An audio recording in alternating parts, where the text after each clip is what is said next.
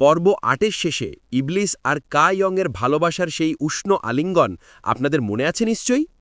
সেই আবেগ আর ভালোবাসার রেশ নিয়েই শুরু হচ্ছে জিনি মেক আ উইশ ড্রামার আরও একটি গুরুত্বপূর্ণ পর্ব। পর্ব ৯ শুরু করার আগে একটা অনুরোধ, আপনারা যারা এখনও আমার চ্যানেলে সাবস্ক্রাইব করেননি দয়া করে সাবস্ক্রাইব করবেন আর পাশে থাকা বেল আইকনটিতে একটা চাপ দিয়ে রাখবেন। তো চলুন আজাইরা প্যাচাল বাদ দিয়ে শুরু করা যাক। কায়ংকে বাঁচানোর পর ইবলিসের রাগ আরও বেগে যায়। সে আর দেরি না করে সোজা চলে গেল খালিদ আর তার দলবলের সামনে। সেখানে সে দেখতে পেল আজরাইলকেও। ইবলিস স্পষ্ট জানিয়ে দেয় যে তাদের সব পরিকল্পনা ভেস্তে গেছে। কায়ং তার শেষ ইচ্ছাটি নিজের বাঁচার জন্য ব্যবহার করেনি। ইবলিস তাকে বাঁচিয়েছে নিজের মন থেকে, ভালোবাসার টানে। ইবলিস আজরাইলকে মনে করিয়ে দেয় যে যদি কায়ংয়ের শেষ ইচ্ছাটি সবার ভালোর জন্য অর্থাৎ নিঃস্বার্থ হয়, তবে চুক্তি অনুযায়ী ইবলিসকে নরকে যেতে হবে। তাদের এই ক্ষমতার লড়াই এখন আরও কঠিন হল।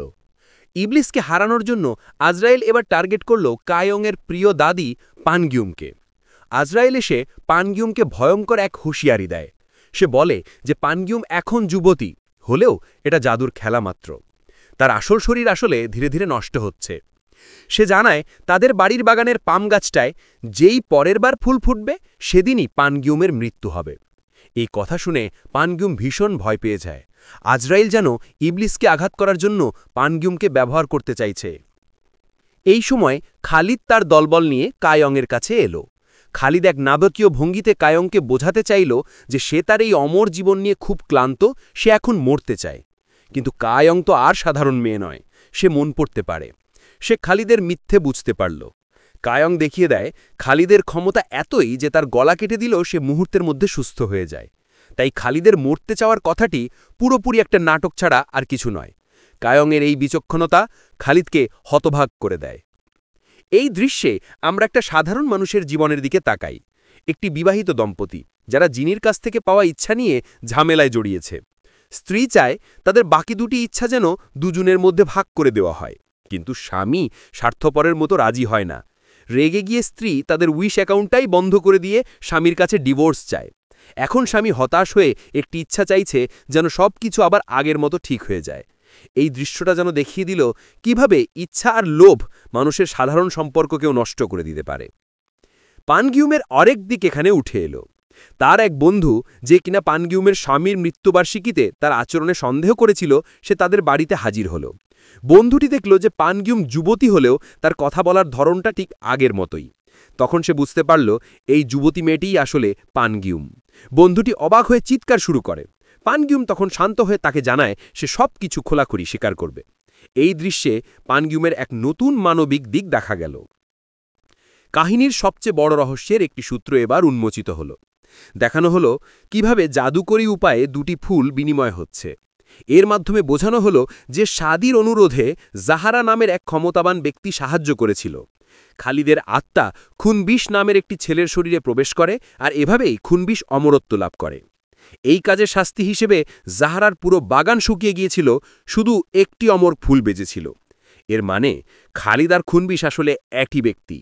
এই যোগসূত্রটাই ইবলিসের অতীত আর বর্তমানের সমস্যার মূল কারণ। এই দৃশ্যে দেখানো হলো ইবলিসের চেম্বারের দেওয়ালে কিছু কথা খোদাই করা আছে, যা ইবলিসের গভীর গোপন স্বীকারোক্তি। আজরাইলের পালকের রেকর্ডের সাথে এই লেখা মিলিয়ে দেখলে বোঝা যায় যে ইবলিস যা লিখেছে তাকে কখনোই শুধু মনের ভুল বা বিভ্রম বলে উড়িয়ে দেওয়া যাবে না। এই স্বীকারোক্তি ইবলিসের অতীতের এক বড় ভুলের দিকে ইঙ্গিত করে, যা এই ড্রামার কাহিনীর জন্য খুবই গুরুত্বপূর্ণ। এখন আজরাইল পানগিউমকে ব্যবহার করে ইবলিসকে ফাঁদে ফেলার চেষ্টা করছে। অন্যদিকে খালিদের ক্ষমতার হুমকি প্রতিনিয়ত বাড়ছে। এই ভয়ঙ্কর পরিস্থিতিতে ইবলিস আর কায়ং মিলে তাদের অতীত জীবনের সম্পর্কের এক বিশাল সূত্র খুঁজে পেল। এই সূত্র তাদের সম্পর্কের গভীরতাকে আরও বাড়িয়ে তুলবে আর কঠিন পরিস্থিতি মোকাবিলা করার সাহস দেবে। এই রহস্যের সমাধানই তাদের ভবিষ্যৎ ঠিক করে দেবে। পর্বের শেষ দৃশ্যে এসে আমরা দেখলাম যে কায়ং আর ইবলিসের প্রেম এখন আরও শক্তিশালী।